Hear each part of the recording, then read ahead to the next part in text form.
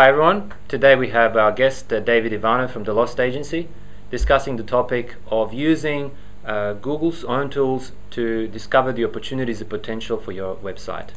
So what we're going to do is start with Google Analytics and Google Webmasters tools. Yes. See what they can do and what kind of things we can learn about our site and about our traffic potential by using these tools. Yep.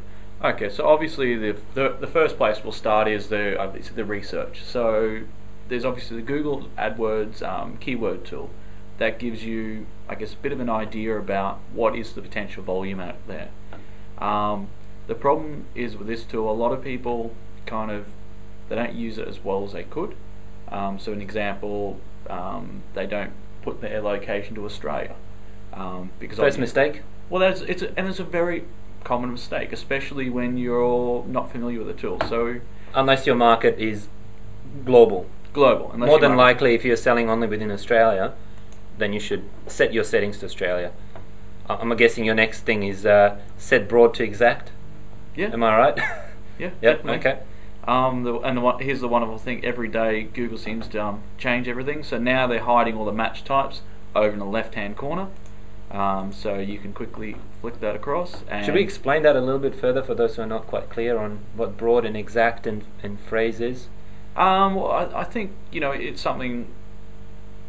It's easier just to, obviously we'll have the link down the bottom here where it provides information. You go to Google's homepage and it will tell you the exact, and it will give you a lot of good examples. Okay, great. So we'll start with obviously the keyword leading up to Christmas. A lot of people are looking for stuff or buying for presents, so we'll start with toys.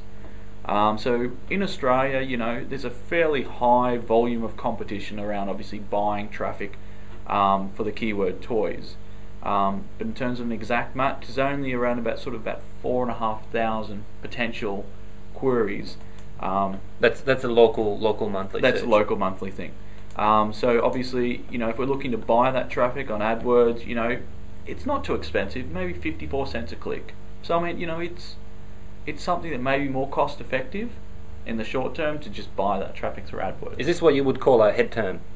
Yeah, I mean it's head term or even a generic phrase or vanity term. Yeah, it's the kind of thing where they want to be ranked for this trophy phrase that you would rank for just for the to bragging get rights. Christmas bonus. So obviously we'll open up. So one of your clients is in this particular area, so we won't obviously disclose them, but we'll give you, I guess, a bit of an idea about why, I guess, when you spoke with that client, you said we've got to think outside of just toys. We have to look at different toy products, and just focusing on one term won't make you rich overnight. It looks good, it looks great, it's a generic term, it's great to be up there, and we are. However, the thing is, the purchase intent is a bit different when you're searching generic to a long tail. Yep. And so we've looked at the Google AdWords tool. We've got a bit of an idea that potentially there's around about 4,500 queries every month in Australia for that exact match. So obviously we opened up Google Webmaster Tools, and the point a lot of people need to understand is Google lumps everything in there. So the first thing is, obviously, with Google's saying there's around about 12,000 impressions a month for that particular keyword. Is this in Australia or this global? Is globally. So obviously we changed the country setting to show data just for within Australia, and you automatically see there's now around about 8,000 impressions a month. We also want to drop it down because we only want the web traffic. So we can get images, mobile, all sorts of news results. Yep. So we want to filter down just to the web. But it's also good if your clients maybe wanting to develop a mobile website.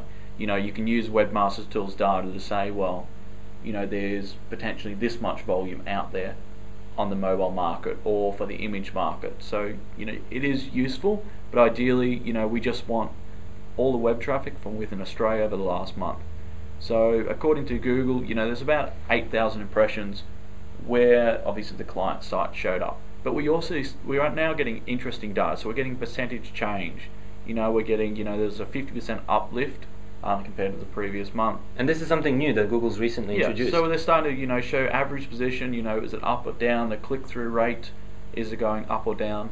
But here's where I guess you start to get a bit of an understanding about Webmaster Tools. Its potential is you actually drill into the query, and you can start to see what particular pages are showing up. So we're seeing the majority of the time, I guess it's the home page showing up. But we can also see there's other products showing up. There's about 8 or 9 other pages showing up for the same term. So often for, I guess, larger websites, that can sometimes mean certain things are getting indexed, which maybe they shouldn't. Judging by looking at some of the URL structures, they're either landing pages, they're content pages, they're not specific product pages. Google Webmaster Tools gives you that nice kind of insight when stuff you may not want to be showing up in search results because it's not relevant is showing up. But we can see a majority of the time the home page was showing up. But obviously AdWords, we can see there's already a difference. So the AdWords tool was saying there's around about sort of 4,500, I guess, queries a month. Webmaster Tools is now saying it's about 8,100. So you can already sort of start to see, I guess, the variance in terms of looking at different Google tools, and that's why it's best to rely on, I guess, Google Analytics. So if we drill into Google Analytics, we can see that of that, the client maybe only got a couple of hundred actual visitors to the website.